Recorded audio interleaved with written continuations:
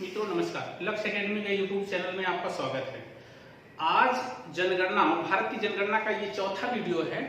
ठीक है, ये 4 वीडियो जनगणना से संबंधित हैं और जो अगला वीडियो मिलेगा वो आपको नगरीकरण से मिलेगा। ठीक है, वो भी बहुत महत्वपूर्ण है। तो ये 4 देख लीजिए, 4 में काफी कुछ कवर हो जाएगा।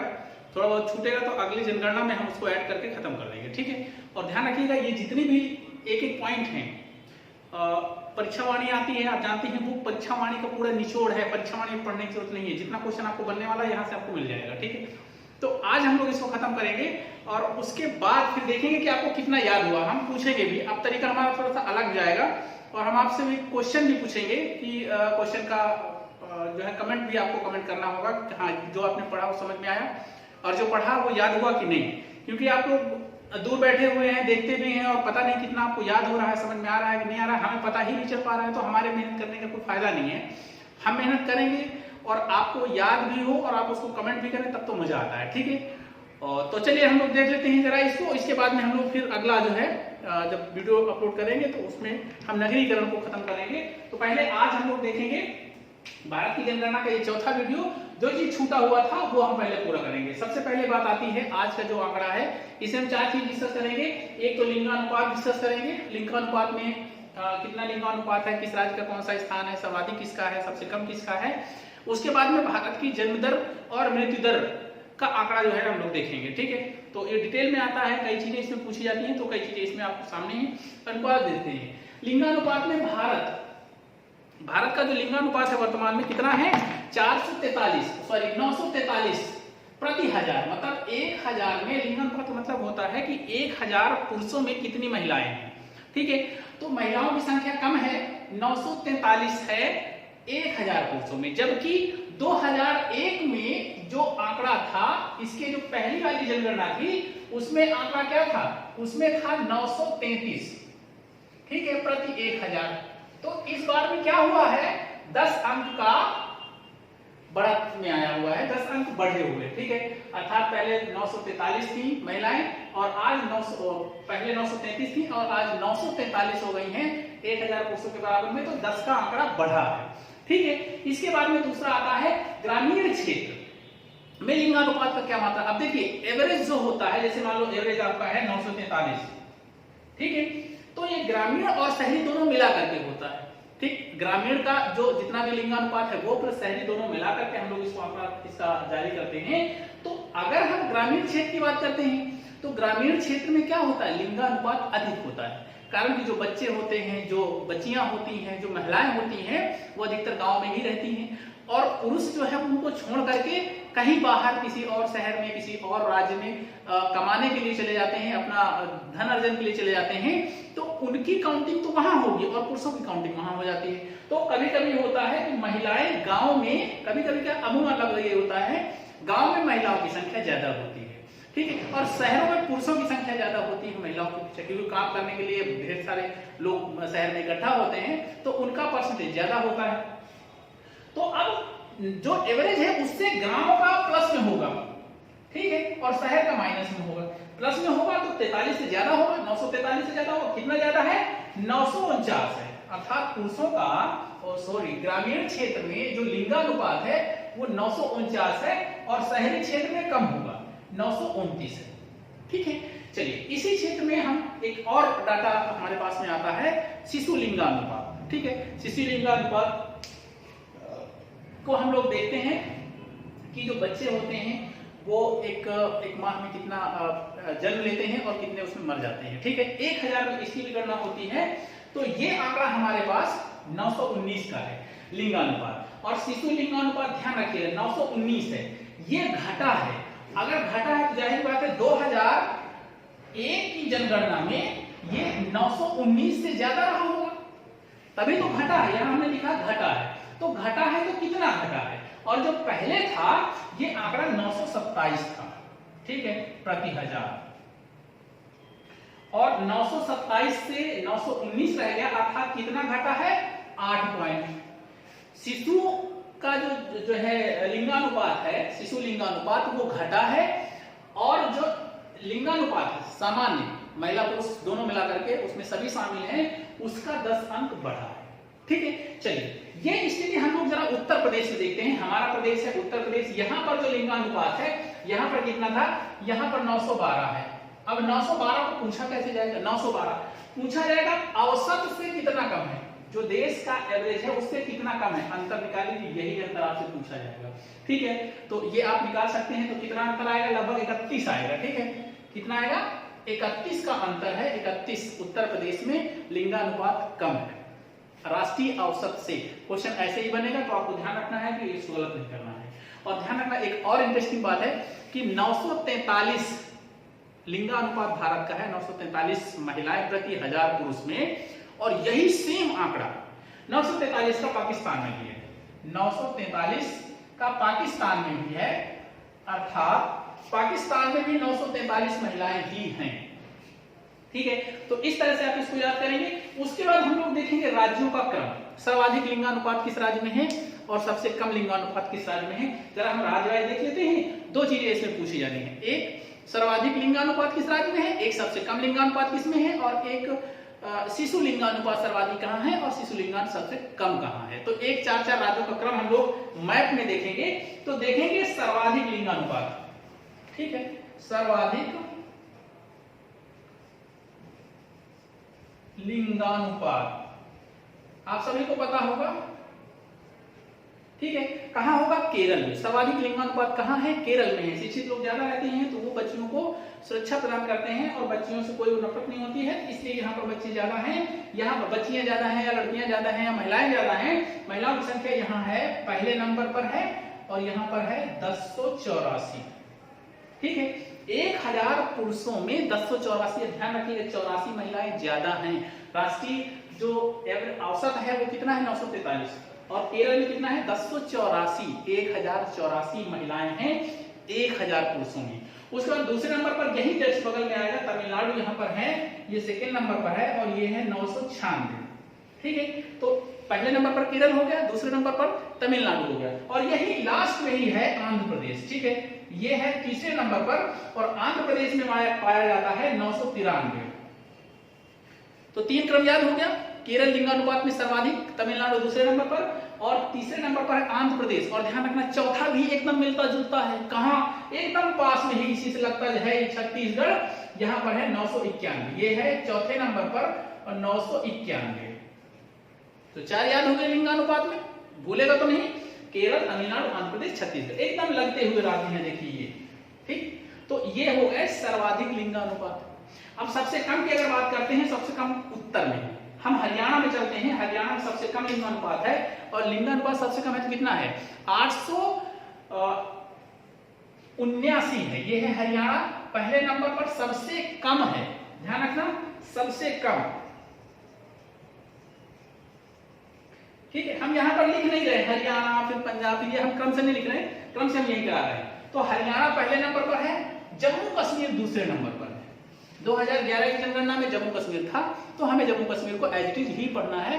अब अभी राज्य था, अब केंद्र शासित हो गया है, तो केंद्र शासित प्रदेश को नहीं, हम राज्य की बात करते हैं।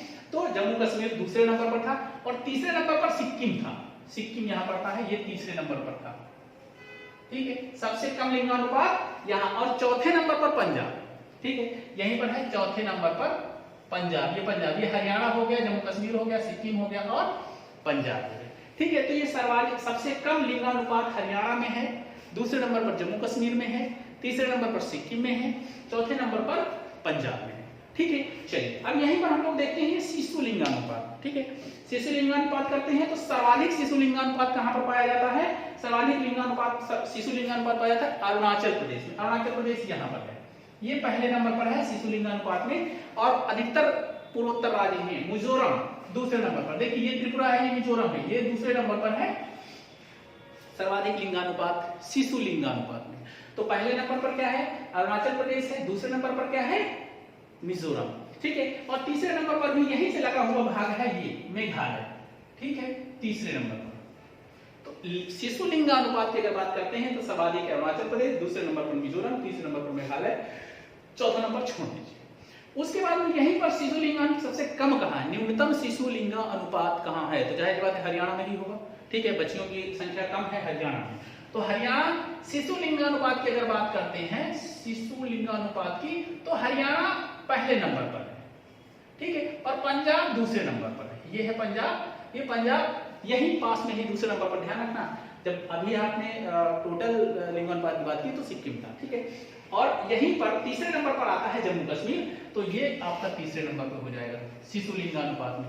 बस इतना ही डाटा आपको याद रखना है, इतनी चीजें आपको ध्यान रखनी है और इतनी चीजें में आपका कल्याण हो जाएगा, ज्यादा नहीं पढ़ना है, ठीक है। चलिए उसके बाद में हम लोग आते हैं जन्म दर की बात करते हैं, जन्म दर और मृत्यु दर की बात करते हैं।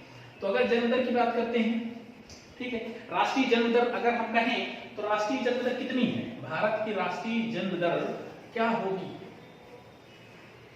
चलिए जरा देख लेते हैं। राष्ट्रीय जन्म दर की बात करते हैं तो 20.4% है, और ध्यान रखना ये 2016 का डाटा है, ठीक है, कुछ इसमें संशोधन हुआ था तो ये 2016 के डाटा के उससे ही पूछा जाएगा। और एक रिपोर्ट जारी हुई थी SRS, ठीक है, SRS है सिंपल रजिस्ट्रेशन सिस्टम के तहत 2017 में एक रिपोर्ट जारी की गई, और 2017 की जो रिपोर्ट थी 2016 तक की थी। तो 2016 में ये थोड़ा डाटा चेंज किया गया है, ठीक, इसको आप इसी तरह से याद करिएगा, ठीक है, पुराना डाटा भूल जाएगा, पुराने डाटे में कुछ और मिलेगा।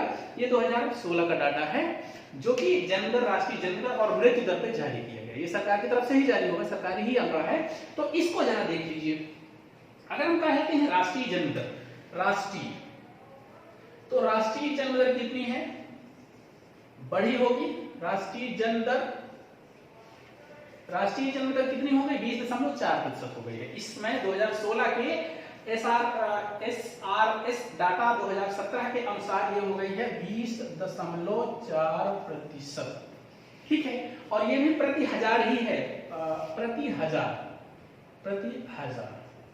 ठीक है। अब इसमें अगर हम सर्वाधिक जन्म दर की बात करते हैं तो किस राज्य में है सर्वाधिक जन्म दर, चलो जरा बात कर लेते हैं। सबसे ज्यादा जन्म दर है बिहार की, ठीक है, बिहार की सबसे पहले है, उसके बाद उत्तर प्रदेश की है। सबसे ज्यादा पहले नंबर पर बिहार है, जन्म दर पहले नंबर पर बिहार, दूसरे नंबर पर उत्तर प्रदेश और तीसरे नंबर पर मध्य प्रदेश,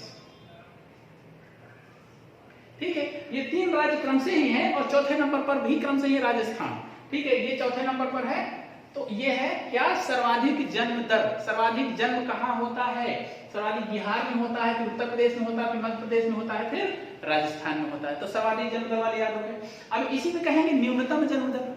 न्यूनतम अगर जन्म दर की बात करें तो बच्चे औसतन कहाँ सबसे कम होते हैं, या एक पर एक जो है पेयर में एक या दो बच्चे होते हैं, तो सबसे कम कहाँ है, गोवा में, ठीक है, ये पहले नंबर पर है। सबसे कम की बात करें तो जन्म दर सबसे कहाँ कम है, गोवा में। उसके बाद में है मणिपुर। मणिपुर की जितनी यहाँ की है इसका लगभग एवरेज है 12.9, ठीक है, 12.9 सबसे कम है प्रति हजार की बात कर रहे हैं, 100 में मत इसको गिनिएगा। तो गोवा पहले नंबर पर है, उसके बाद में है मणिपुर। मणिपुर सेकंड नंबर पे है, ठीक है, मणिपुर सेकंड नंबर पे है। फिर है त्रिपुरा तीसरे नंबर पर, ये त्रिपुरा यहाँ पर पड़ता है, ये त्रिपुरा है तीसरे नंबर पर। बहुत जल्दी जल्दी हो रहा है तो आंकड़ा आप लिखते भी जा सकते हैं, ठीक है, या मैप में भरते भी जा सकते हैं, ये आपको याद हो जाएगा। तो गोवा पहले नंबर पर सबसे कम न्यूनतम जन्म दर, उसके बाद में है मेघालय, मणिपुर यहाँ है, ये नागालैंड है, ये है मणिपुर, ठीक है, ये दूसरे नंबर पर है, ये मणिपुर, और तीसरे नंबर पर है त्रिपुरा, ठीक है। उसके बाद में है नागालैंड भी यही पास में ही है, ये है नागालैंड, ये है तीसरे नंबर पर, या इसको चौथे नंबर बोल दीजिए, ठीक है। तो मणिपुर और गोवा की सेम है, क्या, 12.9% इनकी जो है न्यूनतम जन्म दर है। चलिए उसके बाद में औसत बात करते हैं भारत के मृत्यु दर की।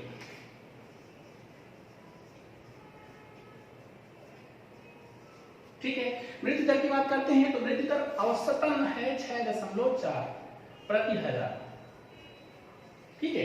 अब मृत्यु दर की बात करते हैं तो इसमें भी सर्वाधिक मृत्यु दर होगी, सबसे कम मृत्यु दर होगी। तो सर्वाधिक मृत्यु दर कहाँ पे है, उड़ीसा की, ध्यान रखना।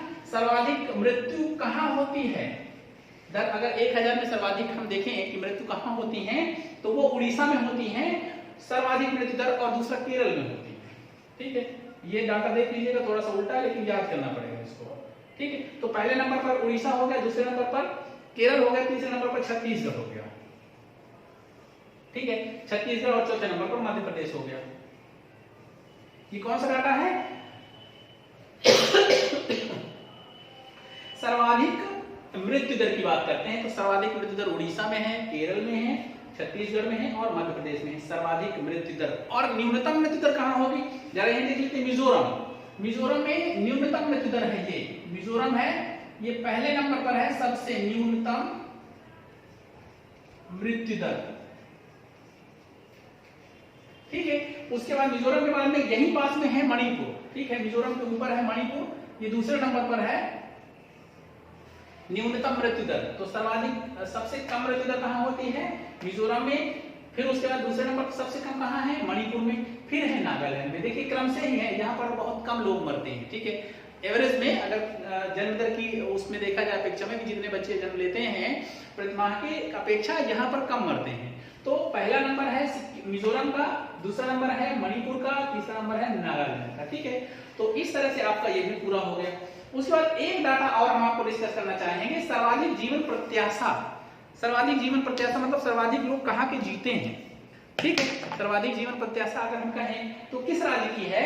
वो है केरल। केरल में जीवन प्रत्याशा कितनी है? जीवन प्रत्याशा केरल की कितनी है? 75 है, 75 वर्ष। 75 वर्ष जीवन प्रत्याशा, अर्थात औसतन इतना मतलब साल लोग जीते हैं। दूसरे नंबर पर दिल्ली है, तीसरे नंबर पर जम्मू कश्मीर है। तो पहले नंबर पर केरल हो गया, फर्स्ट नंबर पर जीवन प्रत्याशा केरल की है, दूसरे नंबर पर दिल्ली की है, ये यहां पड़ता है दिल्ली। ठीक है, दिल्ली की है, और तीसरे नंबर पर जम्मू कश्मीर की है। इस तरह से करके आपका जो बचा डाटा था आज हमने खत्म कर दिया है। इसके बाद एक वीडियो आपको और मिलेगा नगरीकरण से, और वो भी बहुत महत्वपूर्ण है। नगरीय जनसंख्या कितनी है, कहाँ की है, कहाँ पे सर्वाधिक नगर है, किस राज्य में सर्वाधिक नगरीय जनसंख्या है और किस राज्य में सर्वाधिक नगर हैं, और किस जो है नगरीकरण का क्षेत्र किस राज्य में सर्वाधिक तेजी से बढ़ रहा है, सर्वाधिक कम हो रहा है। ठीक है, तो वो डाटा सभी हम अगले वीडियो में करेंगे, और उसमें हम नगर के प्रकार भी बताएंगे कि कितने प्रकार के नगर होते हैं, मेट्रोपॉलिटन सिटी कौन सा होता है, मेगापॉलिटन सिटी कौन सा होता है, मेगापोलिस कौन सा शहर होता है। ठीक है, तो वो हम अगले वीडियो में चर्चा करेंगे। ठीक है, इस वीडियो को अगर अच्छा लगे तो लाइक, सब्सक्राइब, शेयर जरूर करिएगा, कमेंट भी करिएगा, और उससे हमें पता चलेगा कि हमें आपको क्या क्या देना है। ठीक है, चलिए अगले वीडियो तक नमस्कार। फिर